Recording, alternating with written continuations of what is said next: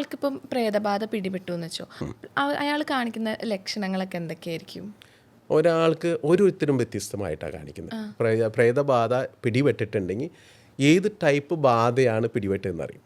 ഇപ്പം ഒരു വയസ്സായ ആൾ മരിച്ചു പോയി വലിയ അവിടെ എൻ്റെ അടുത്ത് വന്നിട്ടുള്ള കേസുകളൊന്നും വലിയ ഒച്ചപ്പാടുമ്പകളൊന്നും ഉണ്ടാക്കാറില്ല. പക്ഷെ ഒരു ചെറുപ്പക്കാരിയോ അല്ലെങ്കിൽ ഒരു രക്തരക്ഷസൊക്കെ കയറി അല്ലെങ്കിൽ പവർഫുള്ളായിട്ടൊരു ജിന്നൊക്കെയാണ് കയറിയെന്ന് വെച്ചിട്ടുണ്ടെങ്കിൽ നമ്മുടെ ഉപബോധ മനസ്സിൽ എന്താ ചിന്ത, ഇത് ഭയങ്കര ശക്തിയുള്ളതാണെന്ന് ഓൾറെഡി നമ്മൾ ഫീഡ് ചെയ്യപ്പെട്ടിട്ടുണ്ട്. അപ്പോൾ അതിനനുസരിച്ച് റിയാക്ട് ചെയ്യും. അല്ലെങ്കിൽ അപ്പോൾ ഓൾറെഡി ഇതിലുണ്ട് അവർ റിയാക്ട് ചെയ്യുന്ന രീതികൾ. അവർ വേറൊരു വ്യക്തിത്വമായിട്ട് മാറും, ശബ്ദം മാറും, രൂപം മാറും, നമ്മുടെ പോസ്റ്റർ വരെ മാറും. ഈ രീതിയിലൊക്കെ മൊത്തത്തിൽ ആൾ മാറും.